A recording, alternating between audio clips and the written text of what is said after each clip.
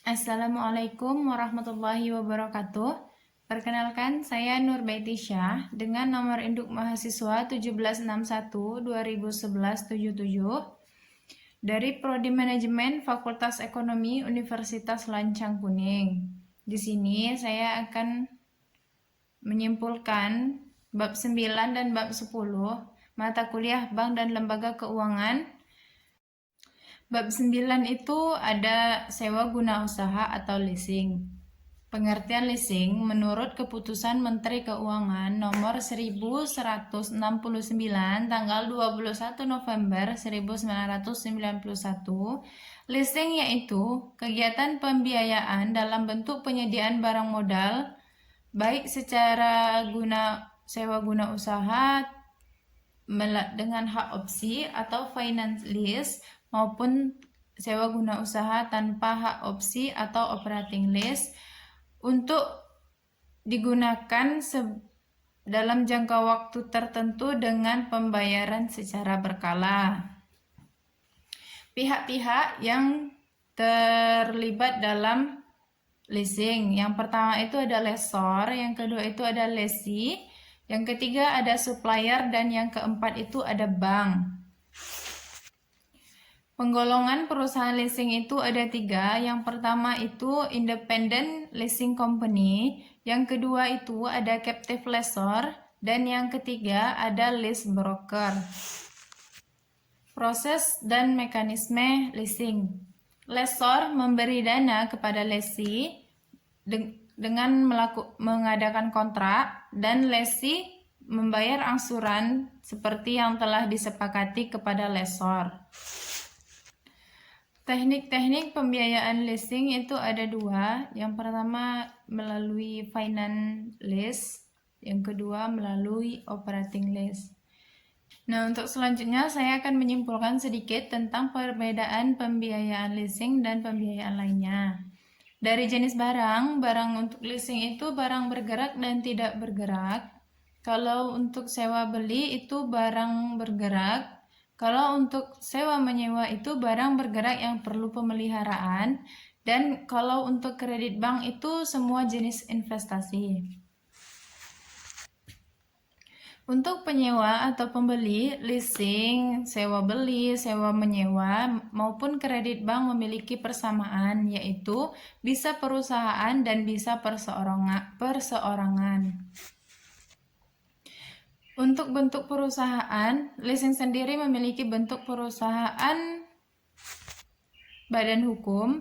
Untuk sewa beli itu perusahaan supplier, kalau untuk sewa menyewa itu juga supplier, dan untuk kredit bank itu bentuk perusahaannya adalah bank.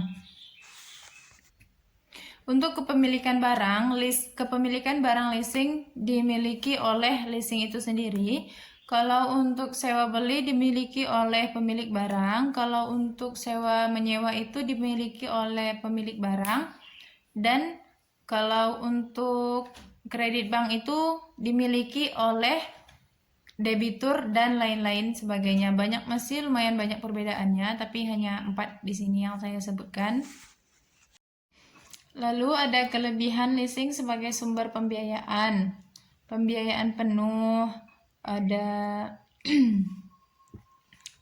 sumber pembiayaan alternatif, arus dana, off balance sheet, resiko keuangan, perlindungan terhadap kemajuan teknologi, lalu ada kapitalisasi biaya, selanjutnya ada sumber pelunasan kewajiban, kemudahan penyusutan anggaran, dan ada beberapa lagi kelebihan dari leasing itu sendiri. Lalu kita masuk kepada pembahasan bab 10 dengan materi modal Ventura. Pengertian modal Ventura. Ventura sendiri berasal dari istilah venture yang secara harfiah memiliki arti suatu usaha yang memiliki resiko. Jadi, modal Ventura atau Ventura Capital adalah menanamkan modal pada suatu usaha yang memiliki resiko. Konsep kelembagaan dan mekanisme modal Ventura. Ciri utama modal Ventura adalah pembiayaan dalam bentuk penyediaan modal saham atau equity financing dalam jangka waktu tertentu. Mekanisme modal Ventura pada prinsipnya merupakan suatu proses yang menggambarkan arus investasi.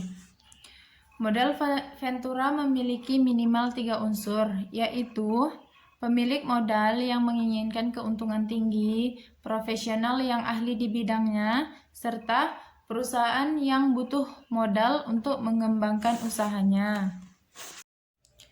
Lalu ada tujuan dan manfaat modal Ventura. Yang pertama, memungkinkan dan memudahkan pendirian perusahaan baru, lalu membantu pembiayaan perusahaan yang sedang mengalami kesulitan, membantu perusahaan mengembangkan produk atau mengalami kemunduran, memperlancar mekanisme investasi luar dan dalam negeri, mengubah gagasan menjadi produk jadi, serta mendorong perkembangan proyek research and development.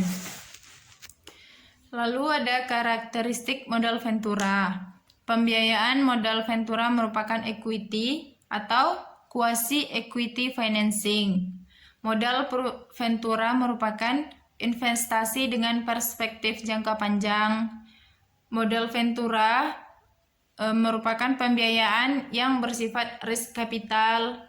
Pembiayaan modal Ventura bersifat aktif, modal Ventura bersifat sementara, keuntungan berupa capital gain dan dividen, serta rate of return yang tinggi.